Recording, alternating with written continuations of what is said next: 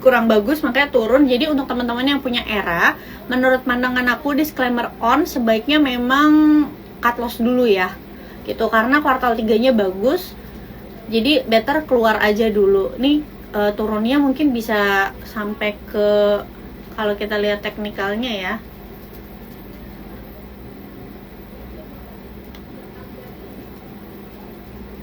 mungkin bisa lanjut sekarang itu, takutnya bisa lanjut sampai ke 300-an gitu. Dan kalau misalnya baru mau masuk gimana? Menurut aku enggak dulu untuk ERA di saat ini. Untuk Mayor, nah kalau MYOR itu beda sama ICBP. Kalau ICBP itu kenaikan dolar itu bikin kinerjanya itu bisa tertekan karena dia punya utang dalam bentuk dolar. Tapi kalau Mayora, karena dia 50% itu penjualannya ekspor teman-teman, yang dimana berarti dia dapat pendapatannya dalam bentuk dolar. Ketika US dollarnya menguat, justru perusahaan ini cenderung akan mendapatkan keuntungan dari selisih kurs gitu. Makanya perhatiin deh, kalau misalnya dolarnya lagi menguat, pasti Mayoranya itu harganya itu naik ya. Jadi sebenarnya kalau Mayora menurutku pribadi ya lebih cocoknya itu untuk trading, bukan untuk investasi jangka panjang. Cara tradingnya gampang, kamu tinggal beli aja gitu ya. Weaknessnya ketika si dolarnya tuh lagi melemah banget, nanti kamu taking profit ketika dolarnya tuh lagi naik banget gitu ya. Balik lagi, karena Mayora itu dia penjualannya itu ekspor, tapi operasional perusahaannya itu pakai rupiah, makanya selisih kursnya itu bisa banyak banget. Tapi kalau based on technical, saat ini udah di deket area resistance. Jadi untuk Mayora wait and see di harga 2.350-an kalau teman-teman mau berencana masuk ke emiten ini.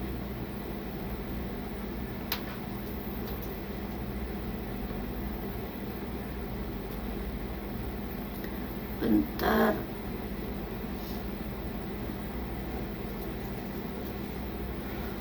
Bahas Antam Kak, setelah tebar dividen malah anjlok. Kalau anjlok sih sebenarnya bukan Antam doang ya teman-teman yang anjlok, mostly saham-saham di IHSG pada anjlok. Yang nggak anjlok itu yang nggak tau lah, ada story-story tersendiri, entah story isu-isu mau masuk MSCI lah, tapi kita juga mau ngikutinnya juga udah agak ngeri, harga sahamnya di atas ya, isu-isu mau akuisisi merger lah gitu. Tapi tanpa ada isu-isu tersebut, mostly itu mengalami penurunan, kecuali Wismilak ya, karena memang dia growth-nya itu kemarin kencang banget teman-teman secara kinerja gitu.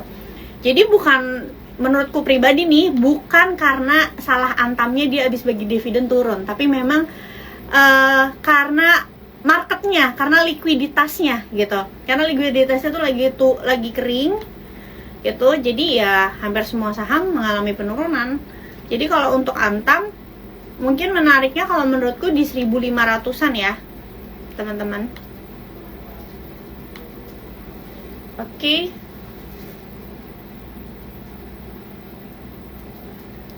Selanjutnya, nah ini ada yang nanya nih, banyak good news di market crypto terkait produk ETF. Nah, aku tuh juga sempat merhatiin kemarin, kayak BTC juga kan udah naiknya lumayan ya teman-teman ya sejak awal tahun. Terus ngelihat market saham kayak gini sekarang lagi koreksi gitu ya, lagi nggak enak banget lah marketnya gitu. Udah berapa bulan terakhir.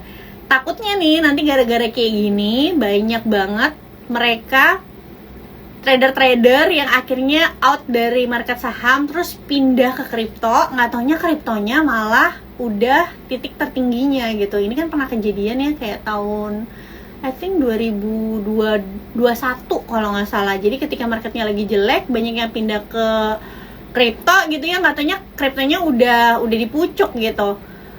Nah ini juga jadi harus hati-hati teman-teman, kalau misalnya sekarang di marketnya lagi kurang bagus, jangan gampang tergoda pindah ke instrumen lain kalau misalnya teman-teman belum ngerti sama sekali. Kalau teman-teman mau diversifikasi boleh aja, tapi kalau misalnya mau pindahin semua duitnya, takutnya nanti udah di sini kalian cut loss banyak-banyak, di instrumen lain juga cut loss banyak. Ngapain? Mending kalau misalnya mau istirahatin aja dulu duitnya di reksadana pasar uang atau reksadana pendapatan tetap gitu.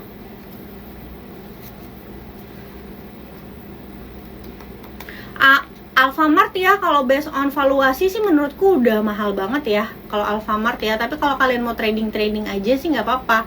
Tapi kalau untuk di hold jangka panjang sih menurut aku udah nggak gitu menarik gitu. Valuasinya tuh udah mahal banget. Tapi kalau mau trading nggak apa-apa. Kebetulan ini kan Alfamart lagi sideways ya, sejak udah 1 tahun nih sidewaysnya. Mungkin teman-teman kalau mau trading, buy areanya itu bisa di kisaran 2.500 dan target penjualannya itu bisa di 3.000. Batas stop lossnya adalah apabila AMRT menyentuh di bawah 2.500. Jadi wait and see dulu ya, tungguin sampai ke 2.500-an. Mika ya, Mika tuh kesehatan ya.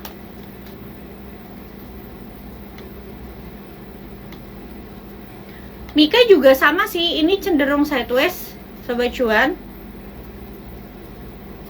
Nah, sekarang tuh sebenarnya bukan sekarang nih, 3 hari lalu ya, tanggal 7 November tuh Mika sebenarnya udah bottoming sih menurutku ya, udah berada di area supportnya. Untuk saat ini tuh lagi ada di area resistance menurutku, di resistance pertama. Wait and see, mungkin baru menarik lagi, takutnya dia turun lagi, balik lagi ke 2.400-an. Jadi kalau lihat harga saham kayak gini sih aku lebih baik nawar, apalagi sekarang marketnya kan lagi jelek banget. Kalau lagi jelek banget itu kadang mereka turunnya tuh sehari bisa dalam banget gitu. Jadi better nawar-nawar aja di 2.350, 2.400. Untuk Mika batasi stop loss di bawah 2.350.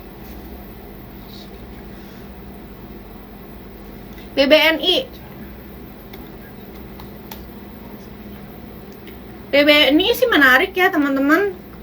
Menurutku koreksinya wajar aja karena keseret market dan juga sudah stock split. Biasa kalau udah stock split harga sahamnya istirahat dulu. Cuma area-area menariknya itu bisa di 4.700 sampai 4.800. Sekarang kan masih 4.860. Gak apa-apa ya, tungguin aja dikit, bentar-bentar ya, nawar ya di harga 4.700 sampai 4.800.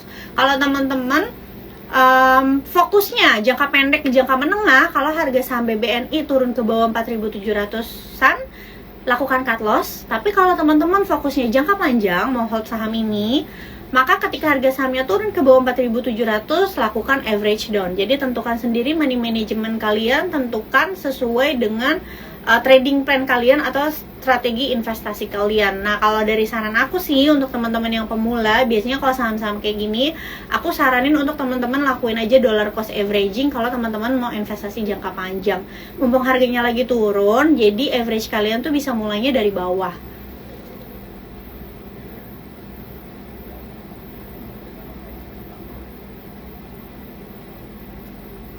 Adaro, minggu kemarin udah dibahas nih Adaro. Menurutku sih wait and see ya Adaro ya. Secara kinerja juga seperti yang aku bilang sebelumnya, kinerja untuk saham-saham perusahaan call pasti akan turun karena harga acuannya juga udah turun. Dan bener aja, secara dividen juga tahun kemarin Adaro nggak bagiin dividen gede juga ya, kalau teman-teman tahu. Jadi menurutku sekarang wait and see mungkin baru menariknya nih, kalau my point of view ya teman-teman, baru menarik tuh di bawah harga 2.000 untuk Adaro. Ya paling di 1.990 atau 2.000 bisa lah nyicil, tapi nyicilnya dikit aja dulu. Nanti kalau misalnya dia turun lagi ke bawah 2.000 baru lanjutin cicilannya gitu. Kalau sekarang belum sih.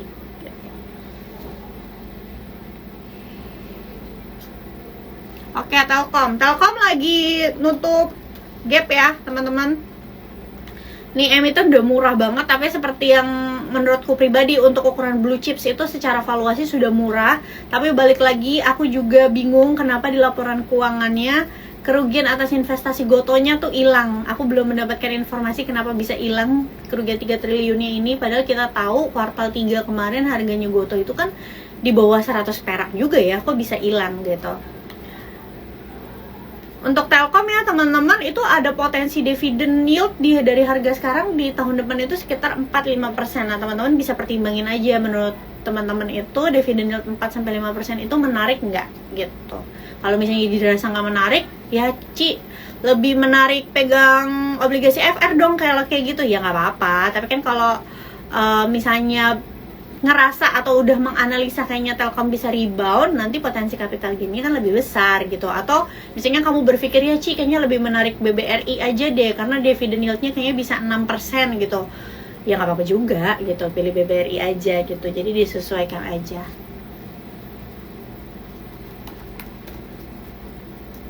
Aduh, agro enggak lah, wait and see dulu ya teman-teman.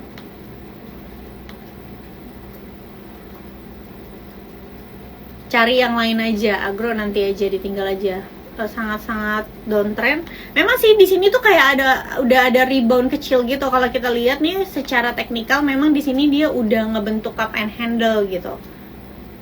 Udah ngebentuk cup and handle, tapi cup and handle-nya itu kecil aja gitu. Mungkin kalau mau trading, kalau mau dicoba, size-nya kecil, misalnya 5-10% portfolio boleh coba agro di 240 sampai 242 entry price-nya.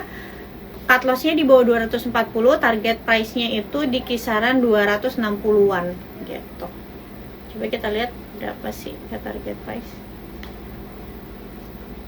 Ya paling cuma 5%, 7%.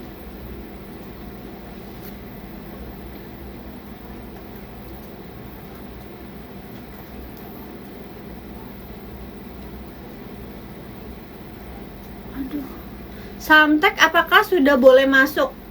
Menurutku sih belum ya. Kalau kalian lihat misalnya kayak Goto belakangan lagi naik gitu ya, harga sahamnya dari gocap dari 52 perak, ya wajar aja 52 perak menurut orang-orang. Saham sebesar Goto udah murah banget untuk 52 perak. Apalagi belakangan juga ada rumor ini itu, jadi hati-hati, takutnya nanti didam lagi gitu ya sahamnya. Menurut aku sih jangan dikejar ya, apalagi kalau sahamnya tuh nominalnya kecil-kecil gini. Dia perubahan satu harga aja kayak 76 ke 77 atau 77 turun ke 75, itu minusnya tuh bisa langsung gede banget gitu.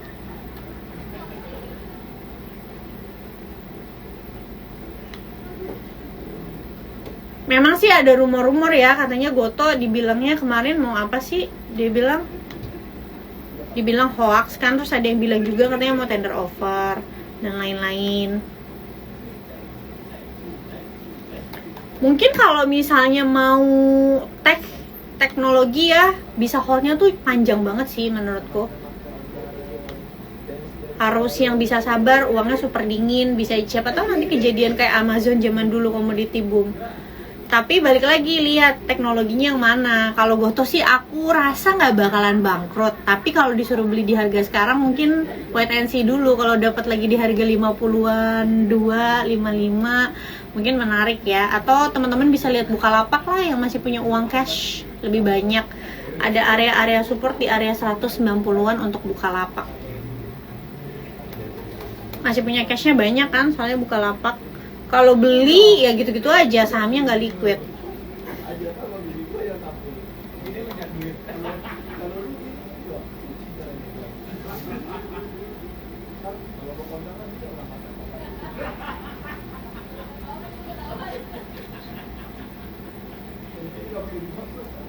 Oke, ini pertanyaannya bagus nih dari Guntur juga. Untuk sekarang baiknya INDF atau ICBP? Mungkin Sobat Cuan tuh kalau misalnya lihat aplikasi-aplikasi yang bisa dipakai untuk menganalisa saham, kan teman-teman kadang suka ada yang lihat tuh valuasi seperti PER, PBV. Mungkin yang teman-teman lihat Indofood itu atau INDF punya valuasi yang lebih rendah dibanding ICBP. Padahal Indofood ini kan induknya ICBP. Tapi kenapa bisa demikian gitu? Apakah berarti yang lebih menarik Indofood-nya dibanding ICBP-nya? Jawabannya itu belum tentu, teman-teman. Karena Indofood itu dia induk. Induk artinya dia itu bukan hanya ngepalai ICBP, tapi juga mengepalai segmen bisnis Indofood yang lainnya, seperti salah satunya LSIP, terus SIMP, dan lain-lain gitu ya.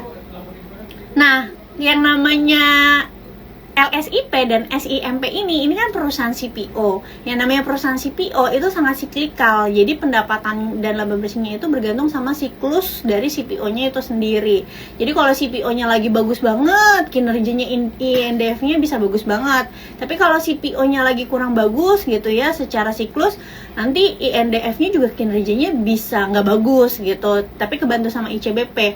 Nah bedanya sama ICBP apa? Kalau ICBP itu adalah anak usahanya Indofood yang memang segmen bisnisnya itu hanya jualan Indomie, mie instan ya, bukan Indomie aja, mie instan, susu Indomilk, dan juga cemilannya mereka. Jadi kalau secara industri sebenarnya itu lebih predictable atau lebih gampang diprediksi adalah si konsumernya itu sendiri, si ICBP-nya gitu, dibanding Indofood-nya. Nah, karena Indofood-nya itu ada segmen bisnis yang tergantung sama siklus bisnis, makanya dia punya valuasi lebih murah daripada ICBP gitu. Jadi kalau aku pribadi nanya ke aku prefer yang mana, untuk aku pribadi aku prefer yang ICBP karena lebih predictable teman-teman gitu.